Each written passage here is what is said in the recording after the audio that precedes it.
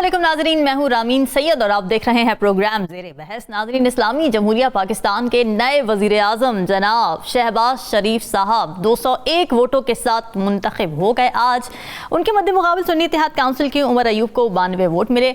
अब नाजरीन, वैसे तो पाकिस्तान का पॉलिटिकल सिस्टम काफ़ी फ्रेजाइल नज़र आता है। तारीख पर अगर नज़र डालें तो कोई भी वज़ीर आज़म आज तक अपनी मुद्दत पूरी करने में कामयाब नहीं रहा है, मगर हम जमहूरी कौम हैं, जमहूरी अमल से हमेशा उम्मीदें वाबस्ता रखते हैं। 2022 में जब तहरीक इंसाफ की हुकूमत को तहरीक अदम एतमाद के जरिए गिरा दिया गया था, तो उसके बाद से आज तक मुल्क एक हिजानी कैफियत का शिकार रहा है। पॉलिटिकल अनस्टेबिलिटी जब बढ़ी तो मुआशी स्टेबिलिटी भी मुतासिर हुई और फिर यही समझा जा रहा था कि इलेक्शन और फ्रेश मैंडेट ही मुल्क को इस्तेहकाम की तरफ लेकर जा सकता है। तो नाज़रीन, अब इलेक्शंस भी हो गए, आज वज़ीर आज़म भी मुंतखब हो गए, तो क्या अब मुल्क इस्तेहकाम के रास्ते पर गामजन होगा और क्या नए वज़ीर आज़म डिलीवर कर पाएंगे, खास तौर पर जब उनके सामने एक पहाड़ जैसी ऑपोजिशन भी है? यही सवाल अपने तजियाकारों के सामने रखेंगे। हमें ज्वाइन कर रहे हैं सीनियर तजियाकार मुसाकिब साहब, राव खालिद साहब इस्लामाबाद स्टूडियो से हमारे साथ मौजूद है, जबकि तजियाकार साकिब बशीर भी हमें ज्वाइन कर रहे हैं। आप सभी का बहुत शुक्रिया। नजमू साकिब साहब, शहबाज शरीफ सबसे ज़्यादा अरसा रहने वाले वज़ीर आला रहे हैं और शहबाज स्पीड का जो वर्ड है वो पाकिस्तान की पॉलिटिकल डिक्शनरी का एक परमानेंट वर्ड बन चुका है। आप समझते हैं कि यही स्पीडें वो मुल्क के वज़ीर आज़म के तौर पर भी दिखा सकेंगे या फिर स्पीड ब्रेकर्स का उनको सामना होगा इस बार? कितना आपने दिलचस्प सवाल किया है, तो अच्छा लगता मुझे कि मेरे पास इसका जवाब भी दिलचस्प होता, लेकिन जो मेरे सामने पाकिस्तान की मुआशी सियासी मुआशरती सूरत हाल लिखी हुई मेरे सामने रखी है, इसको मैं देखता हूँ, PDM की गवर्नमेंट देखता हूँ, शहबाज शरीफ साहब का प्राइम मिनिस्टर बनना देखता हूँ और फिर ये देखता हूँ कि ये 220 में से 219 वोट गए किधर हैं। तो अभी तो ये 201 क्यों मिले, तो ये तो 220 कम से कम मिलने चाहिए थे। तो अभी तो इब्तिदा भी नहीं हुई, तो मुझे कुछ इंडिकेशंस मिलनी शुरू हो गई हैं कि ये कंपनी शायद इतनी ज़्यादा अच्छे तरीके से नहीं चल सकेगी। अच्छा।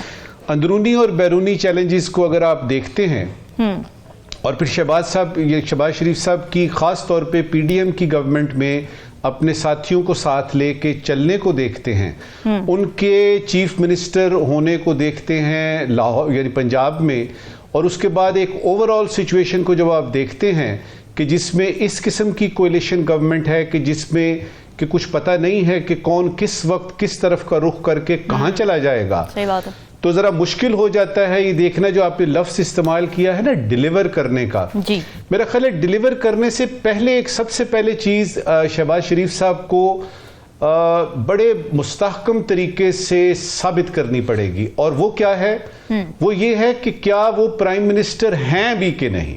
अच्छा, बन गए, हल्फ ले लिया, ठीक है, वोट मिल गए और उनके जो यानी मद्दे मुकाबल थे उनको यानी हरा के वो जीत गए। मैं ये क्यों कह रहा हूं, मैं इसलिए कह रहा हूं कि आपको अवाम का एतमाद हासिल है जिनसे कि आपने शाबाशी लेनी है या जिनके लिए आपने काम करना है, या वो जो पार्लियामेंट जिसके आप यानी वजीर आजम चुने गए हैं, क्या उन सारी पार्टियों का आपके पास जो है वो कोई एतमाद है? तो एतमाद अगर बहाल करना पहले है तो सबसे पहले तो शहबाज शरीफ साहब को ये करना पड़ेगा कि उनको वजीर आजम बन के दिखाना पड़ेगा।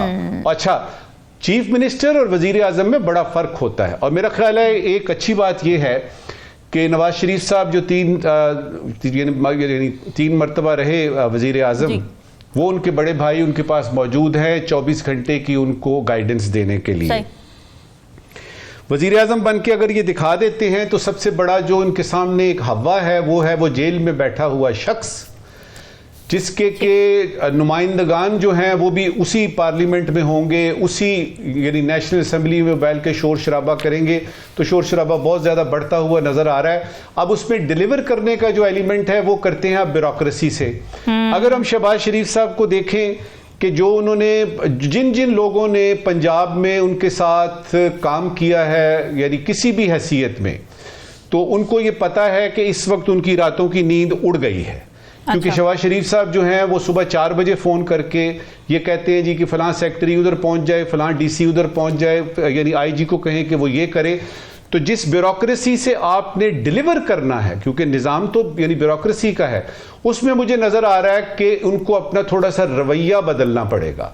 उनको प्राइम मिनिस्टर बनना पड़ेगा, एडमिनिस्ट्रेटर नहीं बनना पड़ेगा, क्योंकि एडमिनिस्ट्रेटर जो है उसकी जो है वो हिसाब किताब डिफरेंट होता है। प्राइम मिनिस्टर ने प्राइम मिनिस्टर बनना है, उसने डायरेक्शन देनी है, विजन देनी है। अच्छा, निगरान हुकूमत के फैसलों को कैसे आगे बढ़ाएंगे, SIFC है, उसमें निजकारी है, PIA का हिसाब किताब है, 2030 की विजन है, उसके बाद आपका FBR के रिफॉर्म्स हैं, टैक्स बढ़ाना है, और दरी असना जो बिजली गैस की कीमतें बढ़ रही हैं, ये जो अभी हमारे यानी निगरान हुकूमत है वो जाने से पहले भी 4 रुपए 17 पैसे जो है वो आपके बढ़ा गई है आपके पेट्रोल पे।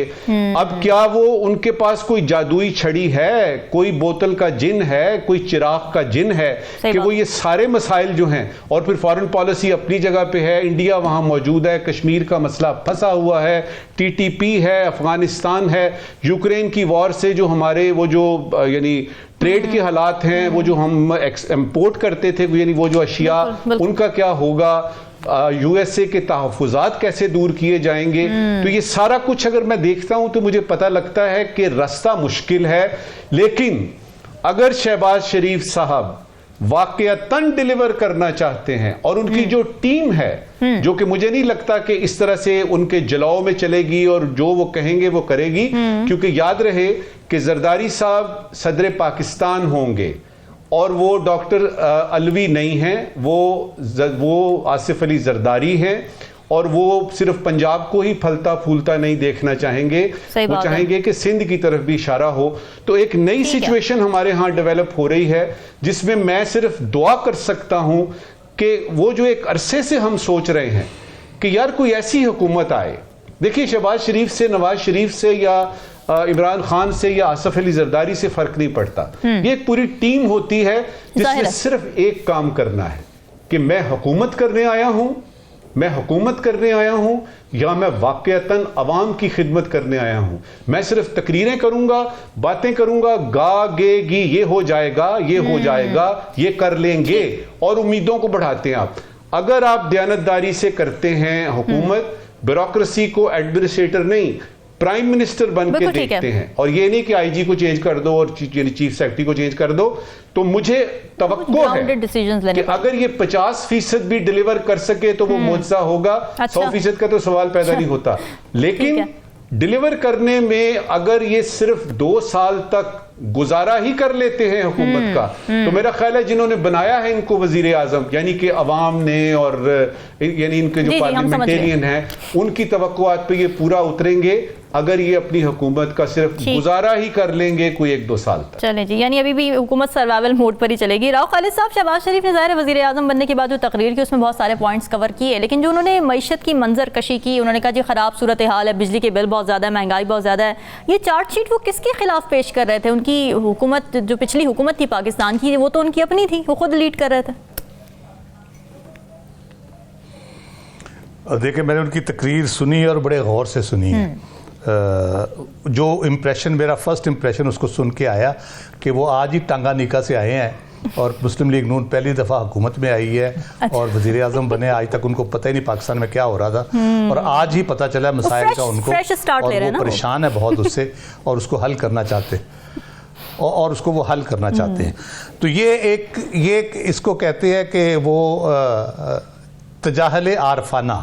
अच्छा, इसका क्या मतलब है? आपको यानी इतनी सादगी से आप चीज़ें बयान कर रहे हैं कि अच्छा। ये भी गलत है और ये भी गलत है और ये भी गलत है और ये भी गलत है। क्यों गलत है? हाँ। ये सवाल आपने पूछा किसी से पिछले 16 माह में कि ये क्यों गलत है? ये जो पाइल अप हुआ है आपका सर्कुलर डेट, ये क्यों हुआ है? ये पूछा आपने ये पूछा किसी से कि हमने जो अंधेरे दूर करने थे और उसके बुनियाद पे हमने 2013 का इलेक्शन जीता पाकिस्तान को रोशन करने पे, वो जो रोशनी आप लेके आए हैं उससे अंधेरे कितने बढ़े, और जो आपको सर्कुलर डेट में जो मल्टीप्लाई होता चला गया वो कैसे हुआ? लोगों की मुश्किलात 16 महीने में कैसे बढ़ी? महंगाई कैसे इतनी ऊपर चली गई और डॉलर रुकने का नाम ही नहीं ले रहा था?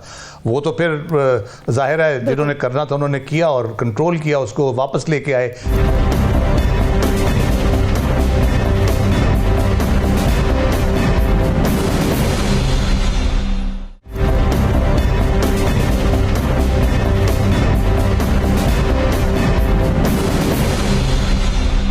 साकिब, ये बताएं कि PDM 1 को भी ज़ाहिर शहबाज शरीफ साहब लीड कर रहे थे, अब PDM 2 है, ये भी शहबाज शरीफ लीड कर रहे हैं। क्या फ़र्क है इन दोनों सिस्टम्स में जो हमने देखे पहले और अब? क्या होगा, क्या फ़र्क होगा, जबकि 16 माह का जो बोझ था वो उठाया नहीं जा रहा था नून लीग से?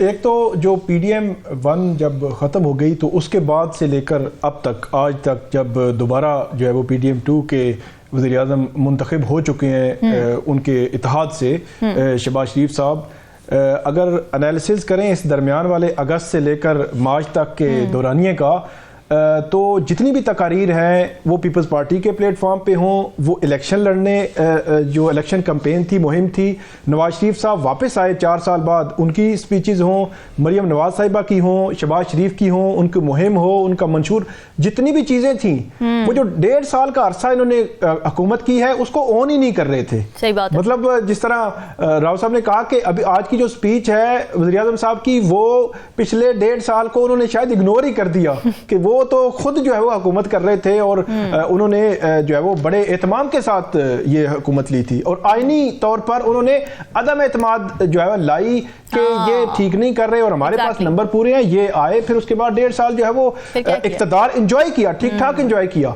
और उसके बाद जो है वो अब ऑन नहीं कर रहे। PDM 1 जो है उसको क्यों नहीं कोई ऑन करता, उसकी भी बड़ी वजूहात है। एक चीज़ तो इनको क्रेडिट इनका जो है वो इस लिहाज से मुल्क के लिए एक मुश्किल फैसला था जो बहरहाल PDM 1 के लिए ज़रूरी भी था करना, उन्होंने किया, और उसके कॉन्सिक्वेंस भी उनको थे। वो ये था कि IMF के पास जाना, उस वक्त मईशत की जो हालत थी तो वो लाजिम हो चुका था कि हमने जाना है। फिर उसके असरात भी आए, उस असरात की वजह से मुल्क में जो है वो महंगाई, जो पेट्रोलियम जो प्राइसेस थी, डॉलर जो है वो इतना ऊपर चला गया।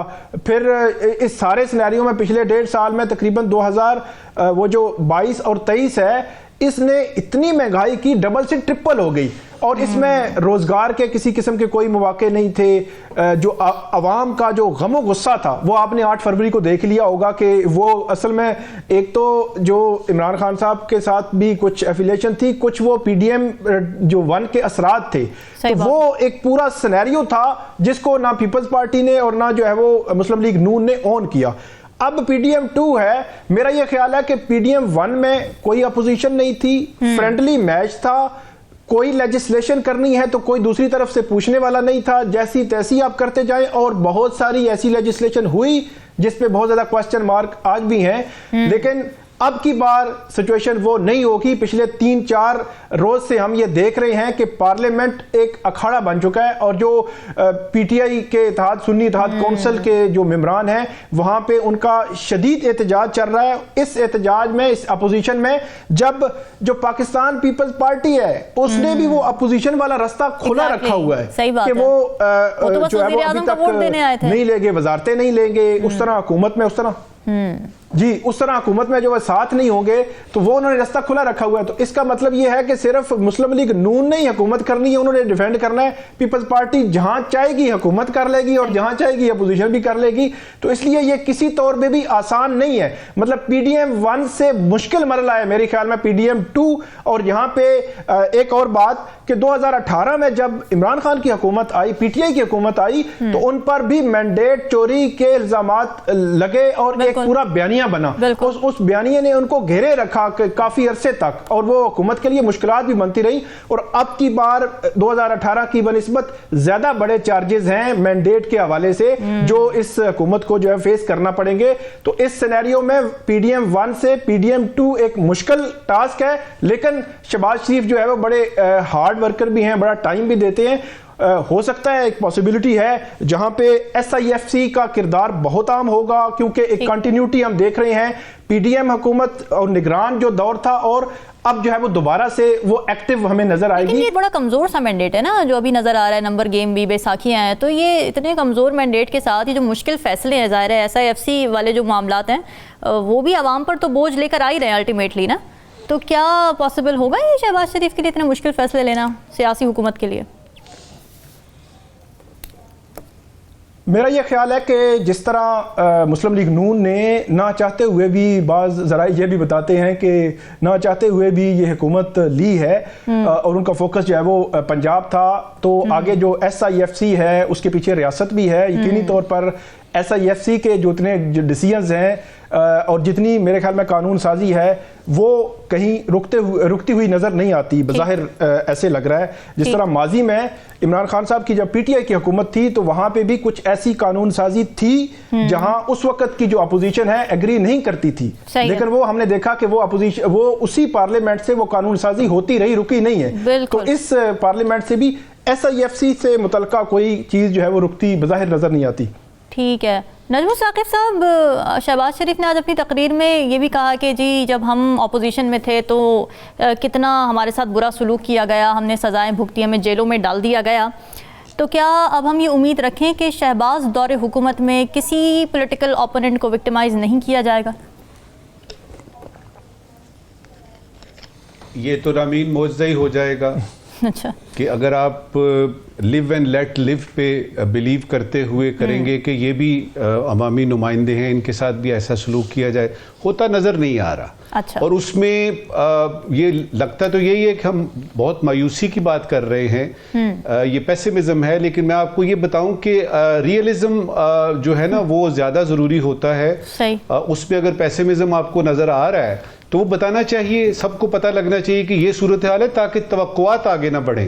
एक चीज जो रह गई बात करने की वो ये थी कि जिस तरह मुझे, आपको और हम सबको पता है कि ये अपोजिशन बड़ी स्ट्रांग है और ये हुकूमत जो है ये भानुमती का यानी कुंभा है जो कि जोड़ा गया है, तो ये सारे फैक्ट्स अपोजिशन को भी तो पता है ना। हाँ। और उनको भी पूरे, जिस तरह हमारे पूरे अवाम को पता है कि इनको एक कमरे में बंद करके बिठाया गया है और इनसे कहा गया है हुकूमत करो और हुकूमत चलाओ।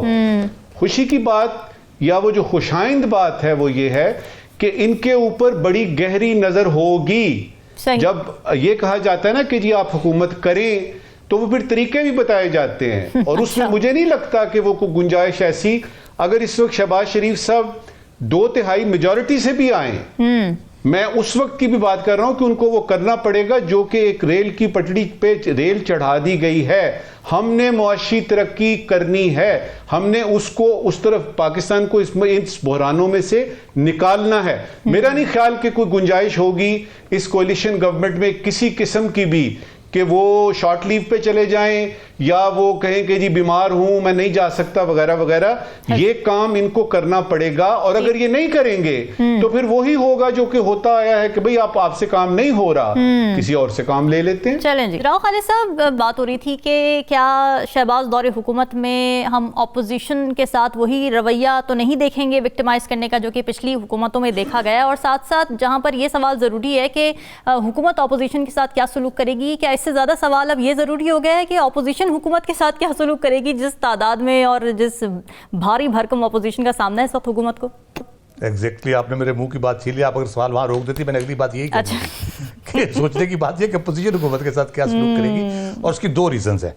एक तो तगड़ी है अपोजिशन ऑब्वियसली, और ईवान के अंदर हमने देख लिया वो किस किस्म के प्रेजेंस उसकी होगी। और इसमें सबसे इंटरेस्टिंग बात जो एक पहलू शायद लोग उस तरह अंडरस्टैंड नहीं कर रहे, ये कोई रिवायती किस्म के सियासतदान नहीं आए, इनमें मेजॉरिटी वो है जो ऐसे ही आ गए और उनको काम और कोई नहीं, उन्होंने इधर ही बैठे रहना, उन्होंने जाना ना कहीं नहीं, ना उनको हल्के में काम करने की जरूरत है ना उनको कुछ और काम करने की जरूरत है, उन्होंने इधर ही बैठे रहना है। अच्छा। और मेरा ख्याल है वो छुट्टियों वाले दिन भी इधर ही हुआ करेंगे और वो उनकी प्रेजेंस एक तो रहेगी।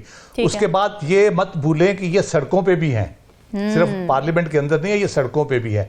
फिर उसके साथ ये भी ना भूलें कि मौलाना फजलुर रहमान और HX ज़ई वो भी अपोजिशन का हिस्सा है और बड़ी उनकी न्यूसेंस वैल्यू है और बड़ी पावरफुल अपोजिशन उनकी होगी।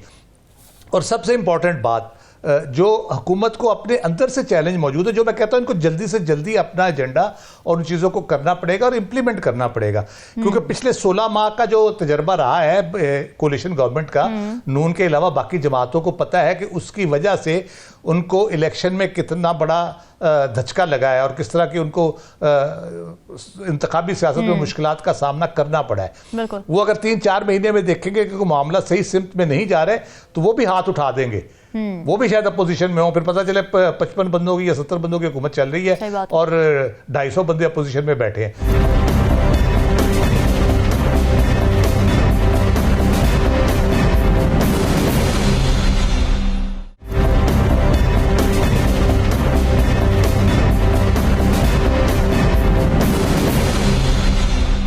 नजमू साकिब साहब, यही सवाल आपकी तरफ के एक तो ज़ाहिर है एक एक्सटर्नल अपोजिशन है, यानी सुन्नी इत्तेहाद काउंसिल है या मौलाना फजलुर रहमान की जमात है, दूसरी तरफ क्या हुकूमती इत्तेहाद के अंदर भी अपोजिशन सर उठाएगी, जैसे कि पीपल्स पार्टी के इम्कानात लग रहे हैं? जब PDM 1 थी तब भी पीपल्स पार्टी ने अपने आप को अलग कर लिया था और मुसलसल तनकीद करते थे, प्रेस कॉन्फ्रेंसेस करते थे। यही चैलेंज अब भी रहेगा इस हुकूमत को? इसका जवाब बड़ा सिंपल है कि हमने अभी अभी एक 16 माह की हुकूमत देखी है जिसको हम PDM की हुकूमत कहते हैं, कि उसमें हमने देखा कि जिस तरह बिलावल साहब जो हैं वज़ीर ख़ारजा हैं और शहबाज शरीफ साहब जो हैं वो प्राइम मिनिस्टर हैं, कुछ इसी किस्म का माहौल होगा, थोड़ा सा डिफरेंस होगा, लेकिन जहाँ तक कारकर्दगी का ताल्लुक है, जहाँ तक लाहे अमल का ताल्लुक है, जहाँ तक चीज़ों को लेके आगे जाने का ताल्लुक है, वो तो हमें आई एम अफ्रेड हमें वो यानी नजर नहीं आ रहा कि किसी तरफ बेहतरी की तरफ जाएगी। अच्छा। देखिए, अगर तो कोई मौजज़ा नहीं होता, अगर तो कोई मौजज़ा नहीं होता और ये हुकूमत 2 साल से आगे चली जाती है, जो कि नजर नहीं आ रहा किसी वजह से, तो वो फिर वही है कि रोम जलेगा और नीरो जो है वो बांसुरी बजाएगा और अवाम जो है वो खुशहाली के गीत गाएगी और इन्हीं तनख्वाहों में गुजारा होता रहेगा। लेकिन मुझे किसी वजह से जो है ना, मुझे अपनी अवाम पे बड़ा भरोसा है। अच्छा। मैंने इस दफा देखा कि वो जो कहते हैं ना जी अवाम क्या कर सकते हैं, अवाम को तो पता ही कुछ नहीं है, अवाम जो है जिस तरफ डालेंगे, ये तो डोर ढंगर हैं, इनको जिस तरफ डालेंगे डल जाएंगे। मैंने देखा कि जो इस दफा इलेक्शन हुए उसमें अवाम ने महादेव के यानी दरवाजे पे बड़ी भरपूर दस्तक दी है। अवाम ने बताया है, और वो ऐसे ऐसे लोग भी बीच में आए इलेक्शन में जिन्होंने जिंदगी में पहली दफा वोट दिया और उनकी उम्र 70 साल है, 75 साल है, अंदाजा लगाइए। वो जो नौजवान हैं वो तो हैं ही, लेकिन मैंने ये देखा कि मिन हैसुल कौम पाकिस्तान की पूरी कौम बाहर आई और उन्होंने कहा कि यही एक हथियार है हमारे पास कि हम बताएं कि हम इस हुकूमत को चाहते हैं। अब वो मैंडेट चोरी होने का मैं उस बहस में नहीं पड़ता कि क्या हुआ, लेकिन फैक्ट में जो बताना चाहता हूं वो ये है कि अवाम को अब आप बेवकूफ नहीं बना सकेंगे, फुल स्टॉप। और अगर आप अवाम को बेवकूफ नहीं बना सकेंगे और आपको पता होगा कि अगली दफा इलेक्शन हुए तो शायद इस तरह की कोई डील और ढील जो है वो ना मिली, तो आपको अपना मुस्तकबिल और आपको अपने बच्चों का मुस्तकबिल जो सियासत में देख रहे हैं वो जरा डोल नजर आया, डोलता हुआ नजर आया, तो आपको बाय हुक और बाय क्रुक आपको अवाम की फलाह बहबूद जो है उसके बारे में कोशिशें करनी ही पड़ेंगी। अब होगा क्या, होगा ये कि ये जो सारे चैलेंजेस मैंने राव साहब ने आपको बताए हैं और हम इस पे यानी आपने भी उसमें इजाफा किया है, इन चैलेंजेस का 1 बाय 1 एवरीडे एक चेकलिस्ट होनी चाहिए इस नई हुकूमत के पास, और उनको आपस के इख्तलाफात जरा भूल के, वो हम सुनते हैं ना, बचपन से सुनते आ रहे हैं कि आपस का इख्तिलाफ जो है वो भूलिए और यानी मुल्क का इज्तिमाई तौर पे देखिए कि क्या यानी मुस्तकबिल क्या है, कहां जाना है। अब इसमें मुझे ये बता दीजिए, मुझे ये लगता है किसी वजह से मुझे ये पता है कि जिन्होंने ये सारा हिसाब किताब किया है, वो जिस रियासत की बात राव साहब कर रहे थे, याद रहे कि रियासत और हुकूमत में बड़ा फर्क होता है। हुकूमत रियासत का एक छोटा सा हिस्सा होती है, उसमें अवाम भी आते हैं, उसमें आपकी बाउंड्रीज आती हैं, उसमें ये सारे इदारे जो हैं वो रियासत का हिस्सा होते हैं। तो रियासत ने अगर ये फैसला कर लिया है कि पाकिस्तान को माशी तरक्की की राह पे गामजन जो कर दिया गया है उसको हमने आगे बढ़ाना है, मेरा नहीं ख्याल कि ये आपस के छोटे छोटे जो मामलात हैं ये अगर इन्होंने सामने रखे और कहा जी कि पहले ये करें फिर ये करेंगे, इस दफा मुझे नहीं लगता कि इनके पास अवाम को देखते हुए और ऊपर से देखते हुए कि इनके पास कोई भी गुंजाइश है सवाए इसके कि ये डिलीवर करें, और इनको ये डिलीवर करना पड़ेगा। साकिब, अवाम की बात की नजमू साकिब साहब ने कि अवाम को बेवकूफ़ नहीं बनाया जा सकता, अवाम सेंसिटाइज्ड है। ज़ाहिर है सोशल मीडिया का उसमें बहुत बड़ा किरदार है अवाम को शऊर देने का या सेंसिटाइजेशन का। अब ये खबरें भी आई सामने कि पीपल्स पार्टी के सेनेटर हैं बैरमन तंगी साहब, उन्होंने एक करारदाद जमा कराई है सेनेट में जिसमें वही कह रहे हैं कि तमाम सोशल मीडिया पर पाबंदी लगा दी जाए, क्योंकि अवाम या नौजवान नस्ल की उन्होंने बात की है इसके अंदर खुसूसी तौर पे कि उन पर बुरा असर पड़ रहा है। तो ये पीपल्स पार्टी जो कि बड़ी प्रोग्रेसिव जमात लगती है, हमेशा बुनियादी इंसानी हुकूक की उन्होंने बात की है, उनके सेनेटर की तरफ से इस तरह के करारदाद सामने आ जाना ये कितना सस्पिशियस है, और क्या इस पर जवाब दिया पीपल्स पार्टी ने? जी, सस्पिशियस तो बिल्कुल है, और इससे कबल जब इलेक्शन से पहले भी एक करारदाद सेनेट से आई थी तो इनका ही जो है वो उसमें ये भी शामिल थे, तंगी साहब भी, और उस वक्त भी पीपल्स पार्टी ने डिसोन किया था, अब भी डिसोन किया है। इनकी जो करारदाद है, उन्होंने कहा है कि इस करारदाद के साथ पाकिस्तान पीपल्स पार्टी का कोई ताल्लुक नहीं है। सही। और यकीनी तौर पर जो सोशल मीडिया है उसका जो रोल है पाकिस्तान में दिन ब दिन जो है वो बढ़ता जा रहा है। अगर फैक्ट्स में आपके सामने रखूँ मुख्तसरन, फेसबुक के तकरीबन 44 मिलियन यूज़र्स हैं पाकिस्तान में, यूट्यूब के 71 मिलियन यूज़र्स हैं, इंस्टाग्राम के 17 मिलियन, टिकटॉक के 54 मिलियन, और इसके अलावा लिंक्डइन, स्नैपचैट उनके भी, और ट्विटर के तकरीबन 4.5 मिलियन यूज़र्स हैं पाकिस्तान में। अच्छा। इसमें जो अर्निंग के जरिए हैं, यूट्यूब, इंस्टा, फेसबुक, टिकटॉक, यहाँ से अर्न भी लोग कर रहे हैं। और एक और बड़ी इंपॉर्टेंट बात है कि बाज़ औक़ात जो मतलब पॉलिटिकल सिनेरियो है, इस हवाले से कुछ तनकीदी चीज़ें भी आती हैं और मिस इन्फॉर्मेशन भी बाज़ औक़ात जो है फैलाई जाती है। लेकिन दिलचस्प ये है कि इसमें जो इन तमाम डिजिटल प्लेटफॉर्म्स पे सिर्फ पॉलिटिक्स नहीं है, इसमें आप देखें तो इंटरटेनमेंट है, फूड है, ट्रैवलिंग व्लॉग्स हैं, इसके अलावा बर्ड्स, एनिमल्स के व्लॉग्स जो है, तो एजुकेशन, हिस्ट्री, मतलब यह है कि पॉलिटिक्स मेरा ख्याल में कोई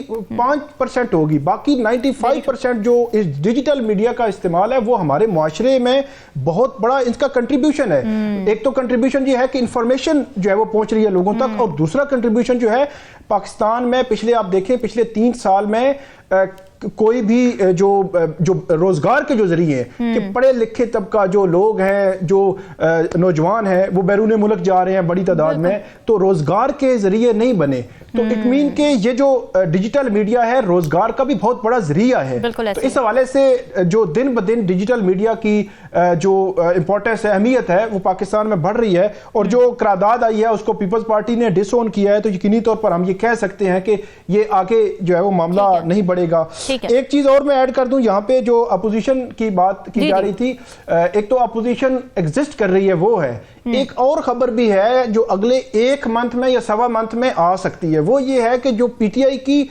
अडियाला जेल में बैठी हुई क़यादत है, उसके जो केसेस हैं, आइंदा हफ्ते उनके केसेस जो है वो लगे हुए हैं, और उन केसेस में डेवलपमेंट्स हो सकती हैं आइंदा 1 मंथ या सवा मंथ में।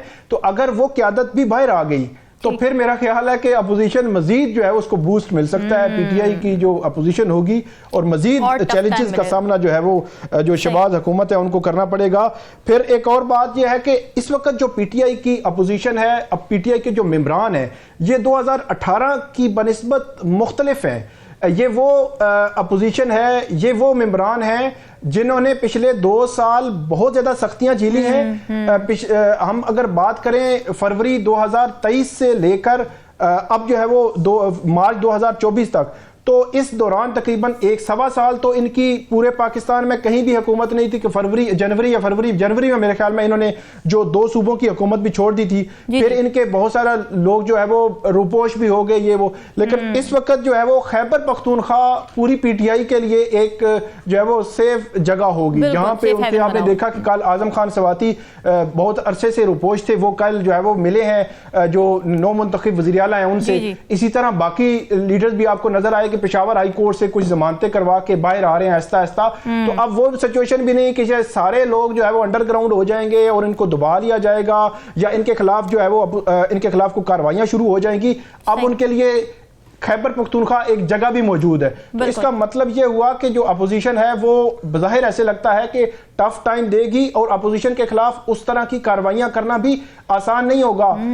2 साल से तो वो हुकूमत में ही नहीं है, तो अब उनके खिलाफ जो केसेस बनने थे, नैब की अगर बात करें, एंटी करप्शन या करप्शन के केसेस बनने थे वो बन चुके। अब 2 साल से तो हुकूमत में नहीं है, अब नए केसेस कौन से उनके खिलाफ बनने हैं। तो इसलिए अब हल एक ही है कि जो वज़ीर आज़म है, नौ मुंतखब वज़ीर आज़म शहबाज शरीफ साहब, उनको अपनी कारकर्दगी पर फोकस करना होगा और दिखाना होगा कि वो जो वज़ीर आज़म है वो कामयाब जो है वो तरीके से इस हुकूमत को जो चला लेंगे।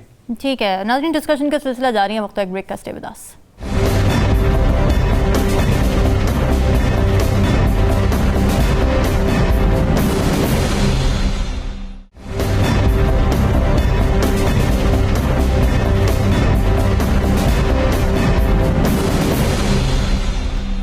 वेलकम बैक नाजरीन। अंदरूनी मामलात में अजब बैरूनी मुदाखलत की गजब कहानी है। अमरीकी कानून साजों ने सदर जो बाइडन और वजीर खारजा एंटनी ब्लिंकन से मुतालबा किया है कि वो पाकिस्तान में इंतखाबी धांधली की तहकीकात तक मुल्क की नई हुकूमत को तस्लीम ना करें। और अमरीकी अवामी नुमाइंदगान के 31 डेमोक्रेटिक अरकान ने मुश्तरका तौर पर एक ख़त लिखा है, उस पर दस्तखत किए हैं। इस पर पाकिस्तान ने भी अपना रद्द-ए-अमल दिया है, सख्त रद्द-ए-अमल दिया है। तर्जुमान दफ्तर खारजा ने यह कहा है कि हमें यकीन है कि कोई भी मुल्क पाकिस्तान को हिदायत नहीं दे सकता। पाकिस्तान एक आज़ाद और ख़ुद मुख्तार मुल्क है। हम पाकिस्तान के अंदरूनी मामलात के बारे में फ़ैसले करने के अपने ख़ुद मुख्तार हक़ पर यकीन रखते हैं।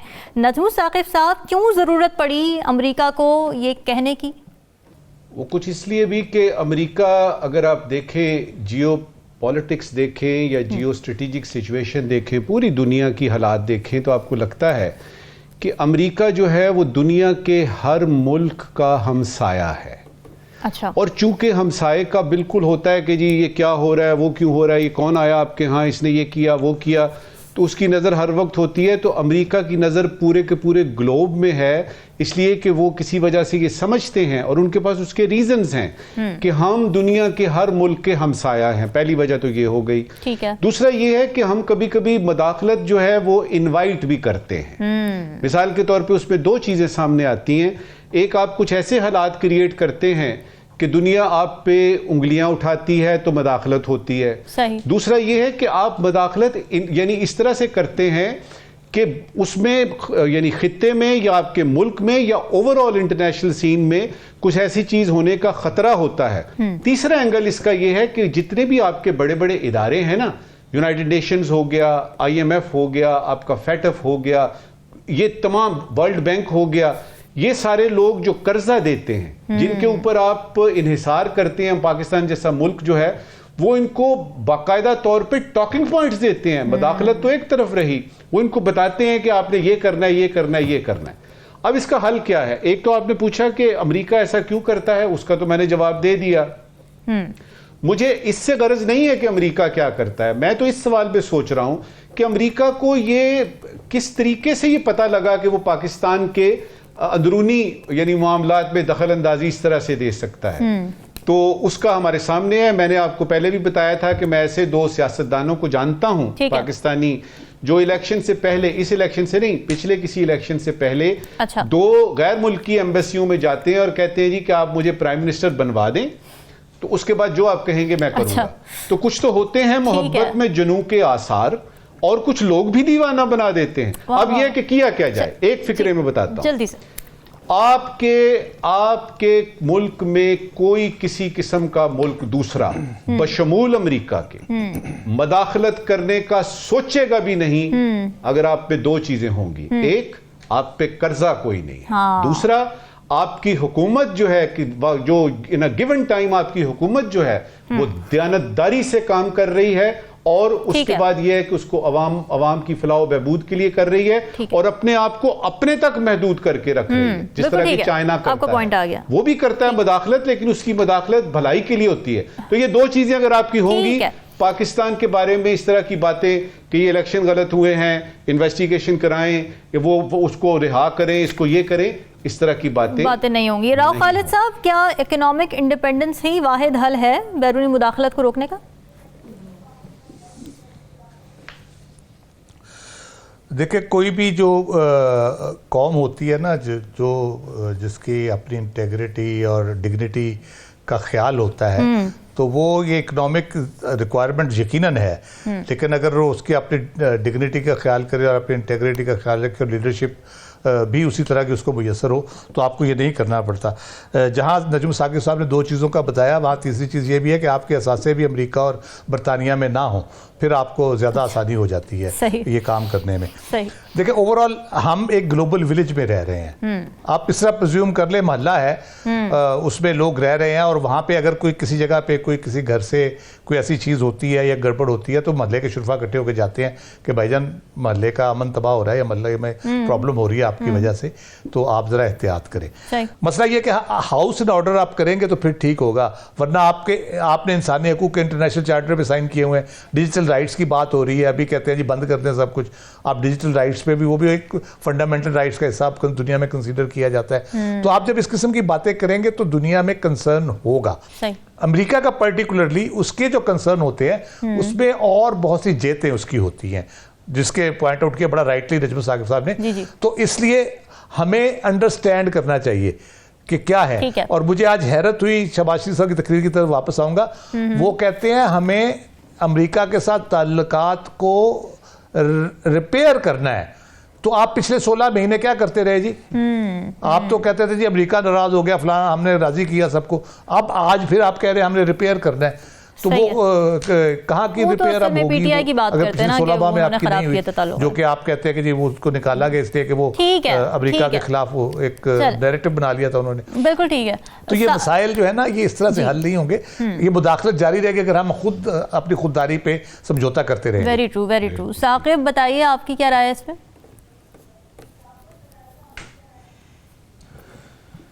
अंदर से अगर जब तक कोई ऐसी सपोर्ट ना हो तो मेरा ये ख्याल है कि बैरूनी ताकतें भी आप में मुदाखलत जो है वो नहीं कर सकती।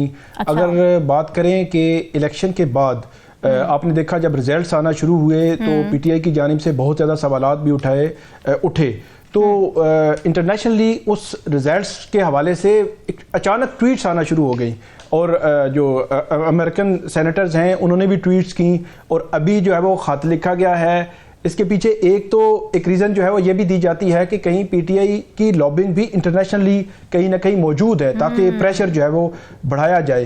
फिर अभी रिसेंटली आप देखें आईएमएफ को अगर खत लिख रही है, पीटीआई लिख रही है, तो वो भी एक बैरूनी जो है वो मुदाखलत को जो है वो दावत देने के मुतरादिफ इसलिए है कि आईएमएफ और अमेरिका को भी आप जो है वो अलग अलग नहीं कर सकते, कहीं ना कहीं उनका रोल भी है। तो कर्जा जो है वो ये भी एक मेन फैक्टर हुआ कि पाकिस्तान को बहुत ज़्यादा ज़रूरत, क्योंकि डिपेंडेंट हैं हम, इंडिपेंडेंट तो मतलब उस लिहाज से तो नहीं है, हमारी मईशत जो है, इक्तसादी जो हालात हैं वो सारे डिपेंडेंट हैं। तो इसलिए बार बार ये चीज़ें जो है वो आती हैं और खुल के जो है वो बोलते हैं। अगरचे हमारे वजारत खारजा जो है वो इस पे तरदीदें जारी करता है, लेकिन वो खुल के बोलते हैं। आईएमएफ है, पीछे चले जाएं साइफर वाला मामला है, वहां पे भी एक जो पॉलिटिकल पार्टी है उसकी जानिब से बड़ा स्ट्रांगली इमरान खान साहब ने कहा। फिर जो दूसरी तरफ से ये नैरेटिव आया और वो भी ये कहा गया कि ऐसा कुछ भी नहीं था, तो वहां पे भी हमारे अंदर जो डिवीजन थी फिर उनको मौका मिलता है। तो मेरा ये ख्याल है कि मौका तभी मिलता है जब हमारे अंदरूनी हालात जो है वो स्टेबल नहीं होंगे, ठीक नहीं होंगे, एक डिवीजन मौजूद होगी और आराम मौजूद होंगी, मुख्तलिफ इंटरनल फैक्टर्स काफी ज्यादा फ्यूल करते हैं इस चीज को। नजम साकिब साहब आज के सवालात बता दीजिए, फिर क्या लेकर आए आप नाजरीन के लिए शॉर्टली? जी ज़रूर। एक ज़रूरी सवाल और एक गैर ज़रूरी सवाल। ज़रूरी सवाल आज का ये है कि सियासत में हम सुनते आते हैं कि वफादारियां तब्दील करते हैं, कभी आज इस पार्टी में कभी उस पार्टी में। ज़रूरी सवाल ये है कि आपकी वफादारी आखिर होती किसके साथ है? अपने साथ होती है, अपने कायद के साथ होती है, अपने पार्टी के साथ होती है, या फिर अपने मुल्क के साथ होती है? सही। गैर ज़रूरी सवाल। हम सुनते हैं कि अदालतों ने फैसला कोई ना कोई जो है वो महफूज कर लिया। गैर ज़रूरी सवाल ये है कि कुछ फैसले महफूज क्यों किए जाते हैं और फिर इनको हिफाजत से रखा कहाँ जाता है? बिल्कुल बिल्कुल जी, बड़ा अहम गैर ज़रूरी। नाज़रीन, डिस्कशन आपने सुनी, फीडबैक ज़रूर दीजिएगा। हमें दीजिए इजाज़त। अल्लाह हाफ़िज़।